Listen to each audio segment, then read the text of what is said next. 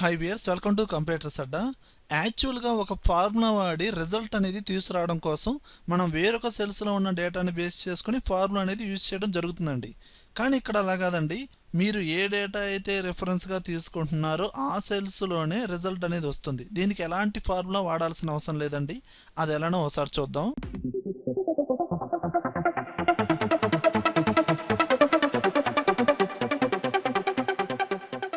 చూడండి వేసి ఇక్కడ ఆల్రెడీ నేను ఒక ఫార్మేట్ ఇచ్చానండి. అదేంటి ఎక్సెల్లో తెలుగు అనేది ఎలా టైప్ చేశారు అంటే దీనికి ఆల్రెడీ నేను ఒక వీడియో పెట్టానండి. ఇంగ్లీష్ టెస్ట్ని మనం డైరెక్ట్గా ఒక ఫార్ములా వాడి తెలుగు టెస్ట్గా కన్వర్ట్ చేయొచ్చు. ఇన్ కేస్ ఆ వీడియో చూడకపోతే పైన లింక్ కనపడుతుంది కదా కార్డ్స్లో, దాన్ని క్లిక్ చేయండి, లేదా కింద డిస్క్రిప్షన్లో ఇచ్చాను చూసుకోండి. ఓకే, ఇక్కడ ఫార్మేట్ అబ్జర్వ్ చేస్తే ఎంప్లాయీ నేమ్స్ ఇచ్చాను, మంత్లీ శాలరీ ఇచ్చాను. ఈ మంత్లీ శాలరీని బేస్ చేసుకుని మనం per day salary and yearly salary తెలుగులో ఇచ్చాను, ఒక రోజు జీతం అండ్ సంవత్సరానికి జీతం. జనరల్గా క్యాలిక్యులేషన్ వాడి మనం ఫైండ్ అవుట్ చేయొచ్చు. అంటే ఈ మంత్లీ శాలరీని బేస్ చేసుకొని పర్ డే శాలరీ కనుక్కోవాలంటే మంత్లీ శాలరీ బై 30 వేస్తే ఆటోమేటిక్గా మనకేంటి పర్ డే శాలరీ వచ్చేస్తుంది. మంత్లీ శాలరీ ఇంటూ 12 వేస్తే ఆటోమేటిక్గా ఇయర్లీ ఇన్కమ్ వచ్చేస్తుంది. కానీ నేనేం చేస్తున్నాను, ఇందులోనే ఆటోమేటిక్గా రిజల్ట్ వస్తుంది. ఒక ఫార్ములా కూడా వాడినాం. ముందు మనం ఏం చేద్దామంటే పర్ డే శాలరీ అనేది కనుక్కుందామండి. ఏది ఈ సెల్ రిఫరెన్స్ని బేస్ చేసుకొని ఇందులోనే రిజల్ట్ వచ్చేస్తుంది. ఓకే, దీనికోసం పర్ డే శాలరీ కనుక్కోవాలంటే మనకి ఆ మంత్లో ఎన్ని డేస్ ఉంటాయి, 30, 31, 28, 29. ఆ నెంబర్ అనేది ముందు టైప్ చేయండి. ఓకేనా, ఆ టైప్ చేసిన సెల్ని కాపీ చేయండి, కంట్రోల్-C. దీని తర్వాత రిజల్ట్ ఎక్కడ కావాలి, ఇందులోనే కదా.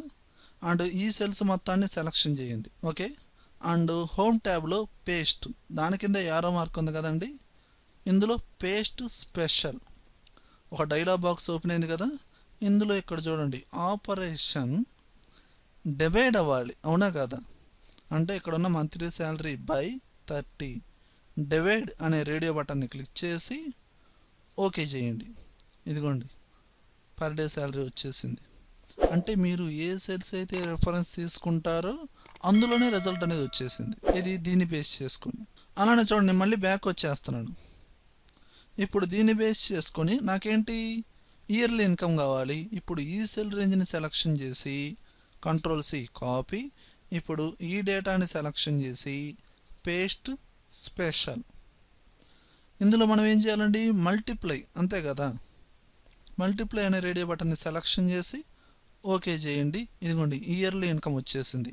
మనం ఎలాంటి ఫార్ములా వాడలేదు.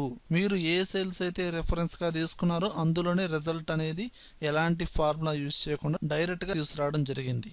ఓకే వియర్స్ ఈ వీడియో కనుక నచ్చినట్టయితే లైక్ చేయండి, కామెంట్ చేయండి, షేర్ చేయండి. ఒకవేళ యూట్యూబ్ ఛానల్ సబ్స్క్రైబ్ చేయకపోతే వెంటనే సబ్స్క్రైబ్ చేయండి. Thank you very much.